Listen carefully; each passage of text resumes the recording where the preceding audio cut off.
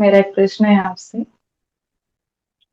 प्रभु जी, कृपया आप हमें हाँ बताइए जी। कि कौन सी भक्ति श्रेष्ठ है, कौन सा हम्म। नामस्मरण श्रेष्ठ है, कौन सा दर्शन श्रेष्ठ है, और कौन सा ध्यान श्रेष्ठ है। हाँ जी, तो देखो, तो प्रगट भगवान, उसका नाम स्मरण बाकी सारे नाम स्मरण से श्रेष्ठ है। बाकी सारे ध्यान से श्रेष्ठ है। प्रगट भगवान, उनका दर्शन सबसे श्रेष्ठ है। प्रगट भगवान की वाणी सबसे श्रेष्ठ है। बाकी सारी वाणी से, सारी कथा से सबसे श्रेष्ठ प्रगट की कथा है। प्रगट के चरित्र की कथा सबसे श्रेष्ठ है। देखो, हम अपनी बात करें तो हमारे लिए हम गुरु जी ही श्रेष्ठ है, क्योंकि हमारे गुरु जी ही साक्षात पर ब्रह्म है। हमारे लिए गुरु साक्षात पर ब्रह्म, यानी हमारे जो गुरु जी है उसमें साक्षात पर ब्रह्म विराजमान है, क्योंकि वो अक्षर ब्रह्म गुरु है। तो इसीलिए उनका ध्यान हमारे लिए श्रेष्ठ ध्यान है। बाकी हम किसी का ध्यान नहीं। साकार निराकार, ये वो सब कुछ, वो कचरा समान है। प्रगट को छोड़कर बाकी सब कचरा समान है। प्रगट यानी प्रगट भगवान, नाम स्मरण सबसे श्रेष्ठ, बाकी सारा हमारे लिए कचरा है। तो प्रगट भगवान का जो वचन है वो सबसे श्रेष्ठ वचन है। सारे शास्त्रों से ऊपर हम प्रगट भगवान के वचन को रखते हैं,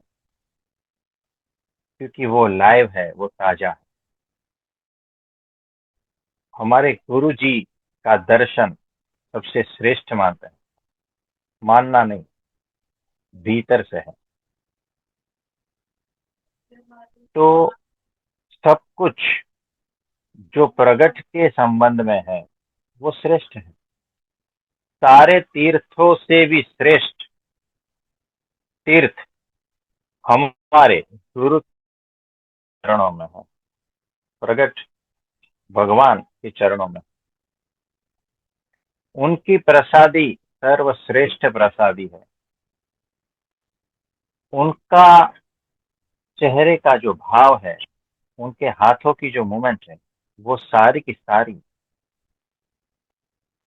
अनंत कोटि ब्रह्मांड में जो पेंटिंग चल रही है ना, उससे श्रेष्ठ है।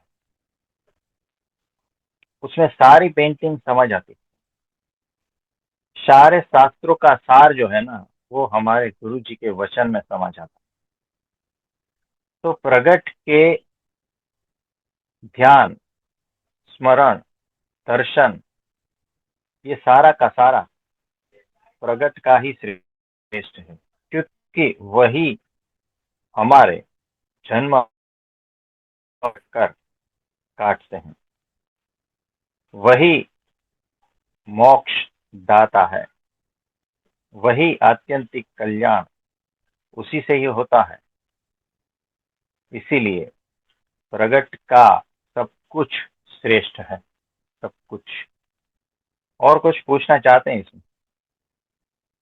नहीं, प्रभु जी, बहुत अद्भुत बताया आपने।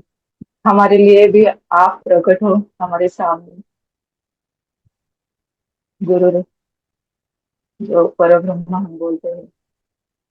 तो हमारे सामने प्रकट तो आप हो प्रभु जी। ये सारे गुण हम आप में देखते हैं। आपके वचन, आपकी वाणी, ये सब। तो ऐसा नहीं है ना। और किसी का कोई प्रश्न है तो बताइए। बहुत बहुत धन्यवाद प्रभु जी। हाँ जी। प्रभु जी प्रणाम। मेरा एक हाँ क्वेश्चन जी था प्रभु प्रणाम। जी। जी। हाँ जी बोलिए। कि संसार के कार्य करते हुए भी दिन भर हम कैसे आत्मस्मरण में रहे, मतलब बाकी की जो भी अपना जॉब है ये है उसके साथ वो कैसे निरंतर परमात्मा की अनुभूति बनी रहे या फिर उनका स्मरण बना रहे।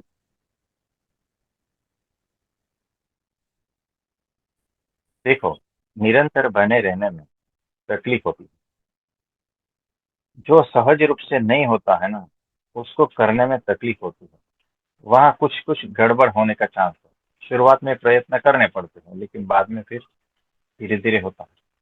सहज रूप से तो तब होता है जब वो भीतर उतर जाता है, एकदम अंदर तक उतर जाता है ना, तब वो सहज रूप से होता है।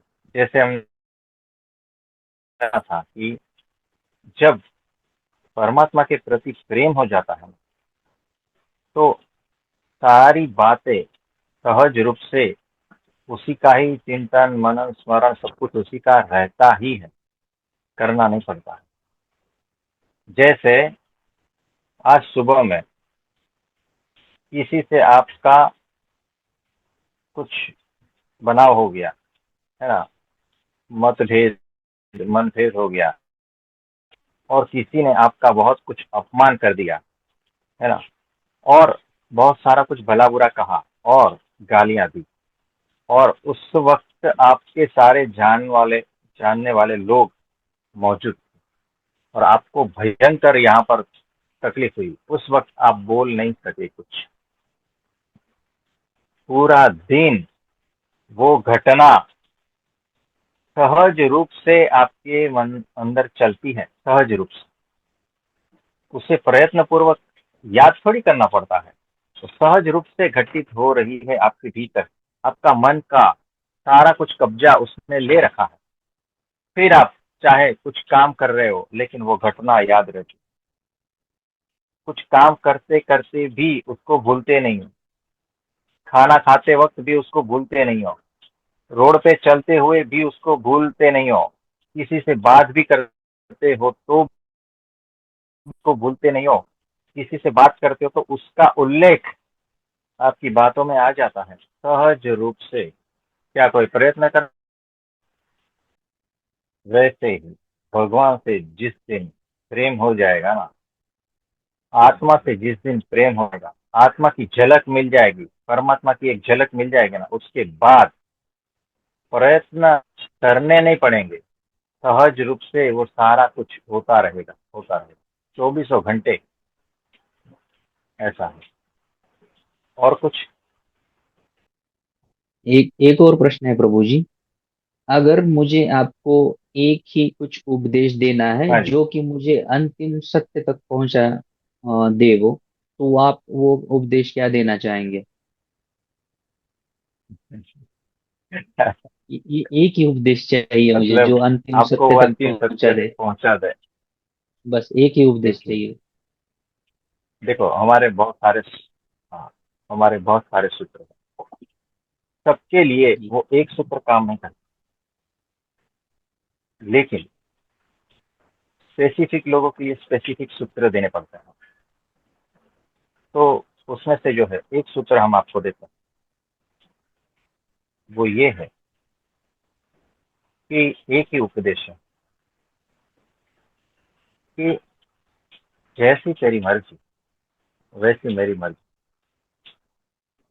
तू जिस तरह से मुझे रखना चाहता है रख ले, मुझे मंजूर है। मेरा कोई भी विरोध बिल्कुल भी नहीं है। तू जैसा चाहता है वैसा रख ले, मंजूर है। संपूर्ण अविरोध की दशा में मैं तेरे से जुड़ा हूं। हे परमात्मा, मुझे तुझसे इतना प्रेम है। तू चाहे कुछ भी दे दे या कुछ भी ले ले मेरे से, कोई फर्क पड़ता नहीं मुझे।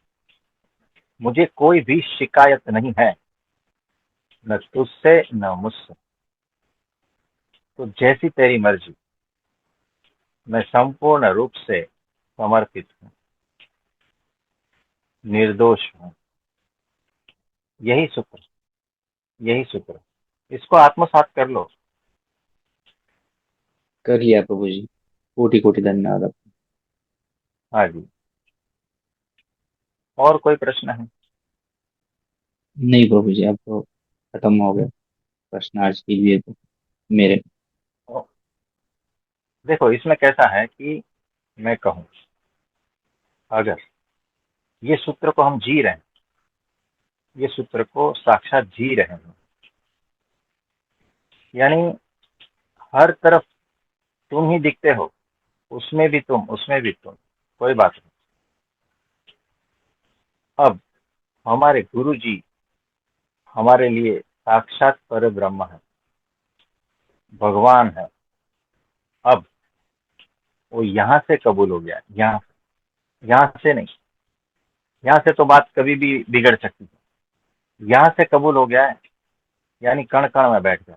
अब वो हमसे कहे कि तेरे पास जितना है ना वो सब कुछ दे दे, अब मेरे पास क्या है? तो मैं कहूंगा ये मेरे दवाखाने की चाबी, ये मेरे घर की चाबी, ये मेरे अकाउंट जो भी है सारा कुछ। अब उन्होंने ले लिया। अब वो कहते हैं भी दे दे, ले ले। तेरा शरीर रोगिष्ट कर देगा, कोई बात नहीं, जैसी आपकी मर्जी। यानी अब मैं जो है ना रोड पे आ गया हूँ। हाँ, घर दवाखाना छीन गया, अभी रोड पे आ गया हूँ। बैंक अकाउंट जो सारे छीन गए, रोड पे आ गया हूँ। डिग्री गई, इसके बाद में शरीर गया, उसके बाद में मैं न किसी काम के लिए बचा। डिग्री होगी तो मैं फिर से कुछ करूंगा ना, वो भी गया। शरीर बचा तो और कुछ करूंगा ना, वो भी गया। अब मेरे पास सिर्फ और सिर्फ रास्ते पे वो जो भिखारी होते हैं ना, बेघर, मैं वैसा रह रहा हूं, भीख मांग के खाता हूँ। और मेरे, उन्होंने कहा बीवी दे दे, ले जाओ, बच्चा दे दे, ले जाओ, बात खत्म हो। यानी अब कैसा आ गया, अब तो टोटल रोड पे है, कोई भी सहारा नहीं है ना। तो उसमें मैं राजी हूँ। क्यों? क्योंकि मैं देखता हूँ मांगने वाला कौन है, मांगने वाला कौन है। मैं देखता हूँ, मैं जानता हूँ मांगने वाला कौन है। मेरे से इतना इतना मांग लिया है। आप समझ रहे हो, है ना। और मैं रोड पे हूँ और बहुत भयंकर हालत में हूँ, फिर भी मेरे भीतर से एक बार भी मेरे गुरु के प्रति कुभाव, कुविचार आएगा ही नहीं। ये होता है संपूर्ण समर्पण। क्योंकि मूर्ति में तो करते हो, लाइव जब आपके सामने मनुष्य रूप में प्रकट होकर जब आपसे कोई मांगता है ना, बात अलग हो जाती है। तब मनुष्य भाव आ ही जाता है, हमारे में वो भाव ही नहीं। तो वो जो करते हैं, तो संपूर्ण समर्पण कब आता है पता है? जब हमें इस बात का पता चलता है कि वो जो परमात्मा है, वो जो प्रकट है, उसकी वैल्यू क्या है। जिस दिन उसकी वैल्यू पता चलेगी, यानी वो अमूल्यता पता चलेगी ना, तब हमारे पास जो भी है ना, उसकी वैल्यू राख जैसी हो जाएगी, राख, है ना। और ये जो विचार है, ये विचार, यही विचार संपूर्ण समर्पण करने के लिए प्रेरित करता है। ऐसा है। तो जब आप गुरु को परमात्मा समझते हो, तब भीतर से इस तरह से समर्पण आता है, इस तरह से आता। उसके बगैर नहीं आता। और ये जो है ना, ऐसे हजारों है, हजारों। इस पृथ्वी पर अभी ऐसे हजारों है, आपको पता नहीं। आपके आसपास ऐसे ढूंढने से भी नहीं मिलेंगे, लेकिन हम हजारों को जानते हैं, है ना। लेकिन सब छुपे हैं, सब छुपे हैं, पता भी नहीं चलेगा। रास्ते से निकल जाएंगे तो पता भी नहीं चलेगा। आपके बाजू में से निकल जाएंगे, पता नहीं चलेगा कि उसकी स्थिति क्या है। ये ऐसे है, हम जानते हैं। तो इसको कहते हैं, हमने कहा ना, जैसी तेरी मर्जी, तू जैसा रखना चाहता है रह लेंगे, लेकिन आनंद में रहेंगे। और इसी आनंद में जब फुटपाथ पर हम सोते हैं और कोई हमसे आके भीख में जो सड़ा हुआ पाँव भी दे देता है ना, हम खा लेंगे और उसको बिठाएंगे कि तेरी बहुत बहुत शुक्रिया, तेरा धन्यवाद। अब 2 मिनट सुन, मेरे गुरु जी कैसे हैं। यानी कि वो अहोभाव में हम कह रहे हैं, वो कैफ में कह रहे हैं हमारे गुरु जी कैसे, है ना। हम ये नहीं कह रहे हैं कि मेरे गुरु जी ने मेरी हालत एक ही दी, ऐसा नहीं। हमारे छिलके निकाल कर हमें निहाल कर दिया, हमारे से सब कुछ जो खाना वो सारा छीन कर भी हमें निहाल कर दिया, हमें वो दे दिया जो कोई किसी को दे नहीं पाता है। ऐसे है हमारे गुरु जी, आप समझ रहे हो। हम ऐसी बात करेंगे, हम इससे विपरीत बात नहीं कहेंगे, मनुष्य भाव वाली बात नहीं कहेंगे, आती ही नहीं। क्योंकि जिस दिन जान लिया ना गुरु साक्षात पर ब्रह्म, उसके बाद में सारा संशय खत्म हो जाता है। ये बात होती है, ये बात। इसमें और कुछ पूछना चाहते हो? जी, एक क्वेश्चन उठ रहा है मन में कि क्या एक सदगुरु दूसरे सदगुरु को जान पाता है? जैसे भीड़ में कोई सदगुरु है, उसमें ठीक है, एक सदगुरु है, सतपुरुष है, वो दूसरे सतपुरुष को अपने आप ही जान सकता है, मतलब कि ये भी हाँ जी, सदगुरु है। हाँ, वो देख के समझ पाता है। ये बात कुछ अलग है, फिर परिचय में जी। आता है तो वो बात अलग हो जाती है, लेकिन पता चल जाता है कि ये कुछ अलग है और इसको कुछ मिला हुआ है, इतना पता चल जाता इसमें बात करने की कुछ जरूरत है या बिना बात किए भी भाव से भी पहचान सकते हैं? है। बिना बात किए भी पता चलता है, कभी कभी बात करने से भी पता चलता है, और कभी कभी साथ रहने से पता चलता है। यानी वो कैपेसिटी उसकी कितनी है, उससे पता चलता है।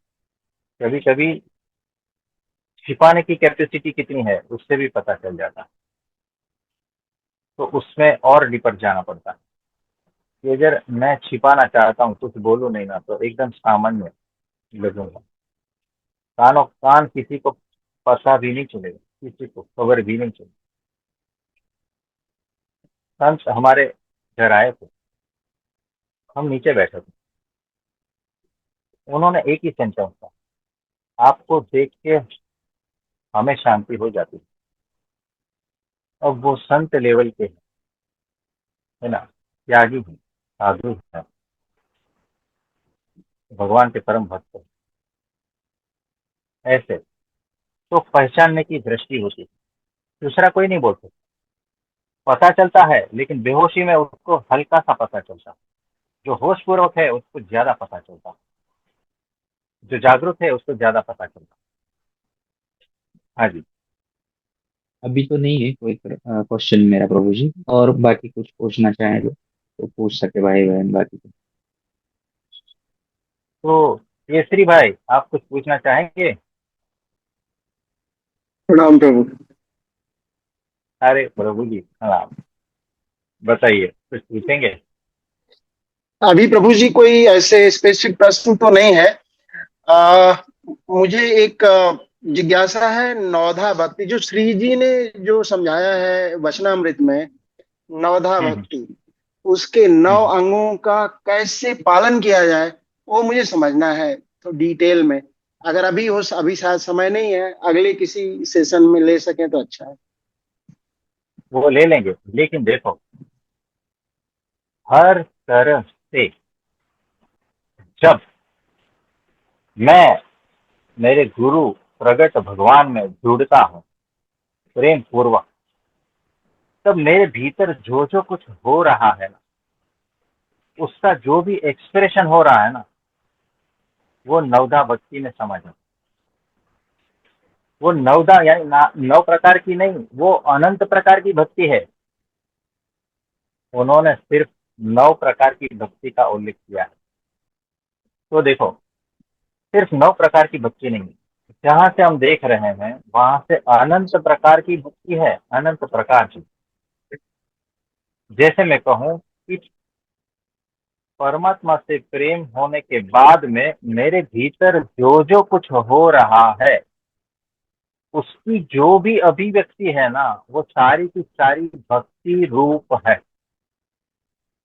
यानी परमात्मा से प्रेम होने के बाद में मैं नाचने लगता हूँ, तो वो मेरी भक्ति हो गई। मैं गाने लगता हूँ, तो वो भी मेरी भक्ति हो गई। मैं श्रवण करता हूँ, सुनता हूँ, मेरी भक्ति हो। मैं उनकी सेवा करता हूँ या उनके भक्तों की सेवा करता हूँ, वो मेरी भक्ति हो गई।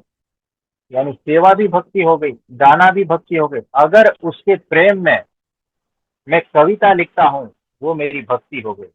अगर उसके प्रेम में मैं बहुत सारा कुछ लिखता रहता हूँ, बुक्स लिखता रहता हूँ, उनका ही गुणगान करता रहता हूँ, वो मेरी भक्ति हो गई। अगर उनके प्रेम में मैं कुछ मंदिर बनाता हूँ, तो वो मेरी भक्ति हो गई। अगर उनके प्रेम में मैं कुछ पेंटिंग बनाता हूँ, तो वो मेरी भक्ति हो गई। आप समझ रहे हो? अगर उनके प्रेम में मैं किसी पेशेंट को ठीक कर रहा हूँ, मेरी भक्ति हो गई। अगर उनके प्रेम में किसी आश्रम में मैं दान देता हूँ, मेरी भक्ति हो गई।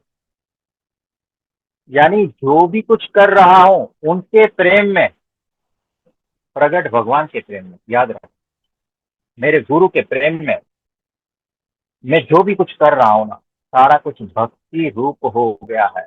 तो नवदा भक्ति क्या, वो नवदा भक्ति छोटा शब्द है, याद रखना। जहां से हम देख रहे हैं वह अनंत भक्ति है, अनंत भक्ति। आप समझ रहे हो? जी प्रभु जी। अब इसको फिर से पढ़ना कि आपने क्या पढ़ा था नवदा भक्ति में, है ना। और ये सारी जो भक्ति और ये सारा कुछ है ना, वो गूगल का प्रश्न है, इंफॉर्मेशन का प्रश्न है। वो तो आप उधर से भी निकाल सकते हो, है ना। लेकिन हमने जो है, वो जो रहस्य है भक्ति का, वो आपको बता दिया, है ना।